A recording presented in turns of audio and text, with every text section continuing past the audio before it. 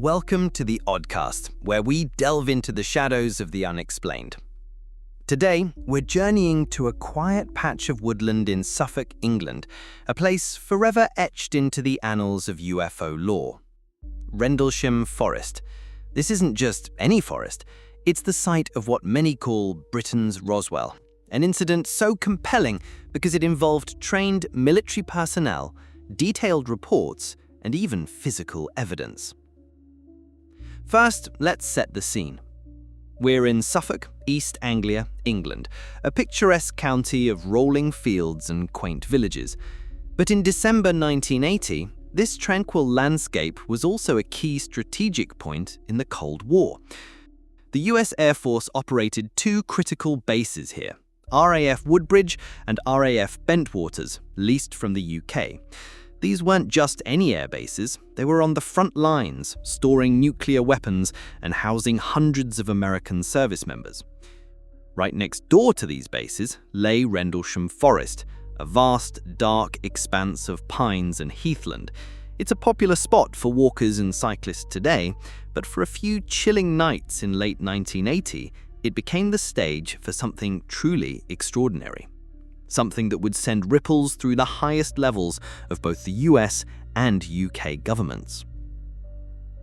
The incident began in the early hours of December 26, 1980. Around 3 a.m., security patrolmen near the east gate of RAF Woodbridge saw something utterly bizarre. Strange, intensely bright lights seemingly descending into the depths of Rendlesham Forest. Their first thought? A downed aircraft. A plausible explanation, right? So Staff Sergeant Jim Keniston and Airman First Class John Burrows, along with other security personnel, were dispatched to investigate. Their mission was clear: secure the crash site and assist any survivors. What they found, however, was far from any conventional aircraft. As they ventured deeper into the dense woods, guided by an eerie, pulsating glow, they reported encountering a peculiar triangular-shaped object. Peniston, a highly decorated serviceman, later described it in astonishing detail. It was about 9 feet across and 6 feet high, crafted from a dark metallic material. It had a reddish light on top and glue lights underneath, illuminating the forest floor. He got close enough to sketch it, to touch it.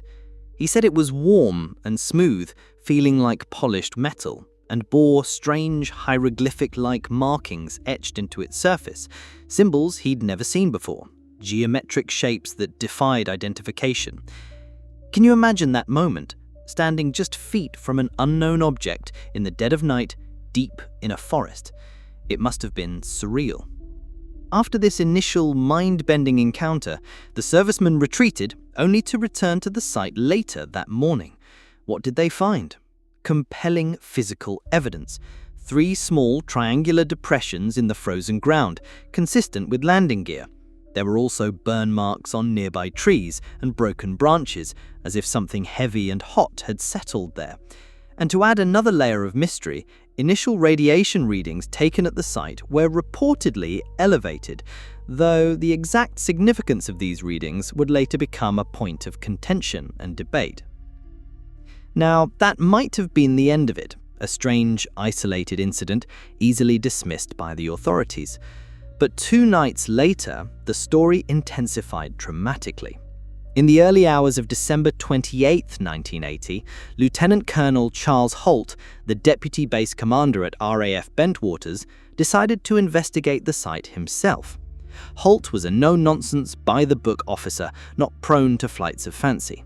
He led a team of servicemen back into the forest, determined to get to the bottom of the strange reports. What they witnessed that night would become legendary. Holt and his team reported seeing pulsing, red, sun-like lights moving erratically through the trees. And this is where the incident gains undeniable gravitas, because Holt famously decided to record his observations on a micro-cassette recorder. This audio, known as the Holt tape, is a chilling, real-time account capturing the confusion, the awe, and the sheer disbelief in the voices of trained military personnel as they tracked these unexplainable lights. You can hear the crackle of the forest, the stunned exclamations, and Holt's calm yet utterly bewildered narration as they tracked these inexplicable lights. At one point on the tape, Holt describes a glowing object that seemed to beam a stream of light down into the forest, almost as if it were scanning the ground. He spoke of witnessing 3 star-like objects in the sky, one of which hovered for an extended period, pulsing with light. "It's definitely not a star," Holt can be heard saying, his voice a mixture of awe and professional assessment. "I'm looking at it now, and it's definitely some kind of an object." Can you imagine that moment? Standing in a dark forest, observing something so utterly alien, with your commanding officer documenting every bizarre detail. Some reports even suggested that radar operators at RAF Bentwaters may have tracked unidentified objects during these nights, though concrete official confirmation remains elusive. The Rendlesham incident remains so compelling for several reasons. Firstly, the credibility of the witnesses. These weren't just random individuals, they were highly trained US Air Force personnel under military discipline, risking their careers by reporting such an extraordinary event. Their detailed statements, combined with Holt's chilling audio recording, form a powerful foundation for the accounts. Then there's the physical evidence, the ground depressions, the burn marks on the trees, and the reported elevated radiation readings. While skeptics have offered alternative explanations, perhaps animal activity for the depressions or natural background radiation for the readings, these explanations have never fully satisfied those who believe something truly anomalous occurred. Perhaps the most significant piece of documentation is the Holt memo. On January 13, 1981, Lieutenant Colonel Holt, a man who clearly took his duties seriously, wrote an official memorandum to the UK Ministry of Defence detailing the unexplained lights. This document, now declassified, brought the incident to official attention and became a cornerstone of subsequent investigations and public interest. It's not a secret memo from a shadowy organisation, it's a formal report from a senior military officer. Of course, with any major UFO incident, there are skeptical explanations. The most common one points to the nearby Orford Ness Lighthouse. Its powerful, pulsing beam, located a few miles away on the coast, is often cited as a possible explanation for some of the lights, especially given its alignment with the witnesses' sightlines. Some have also suggested a bright meteor or fireball for the initial descending lights, or simply misidentifying bright celestial objects. However, those who were there, and many who have investigated, argue these explanations don't account for the close-range encounters, the physical evidence, and the detailed descriptions of the craft itself. For many, including some of the witnesses themselves, there's a strong belief that this was no mere misidentification. Persistent allegations of a deliberate cover-up by both the British and US governments continue to swirl around Rendlesham. The initial reluctance to acknowledge the events, the slow trickle of declassified documents, and the seemingly dismissive official responses have only fueled these suspicions, leading some to believe that the true nature of what landed in Rendlesham Forest that night is still being withheld. The Rendlesham Forest incident continues to be a captivating and contentious topic.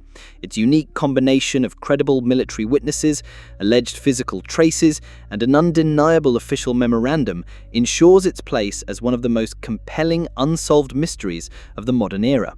It forces us to ask, what exactly happened in those dark woods in Suffolk in December 1980?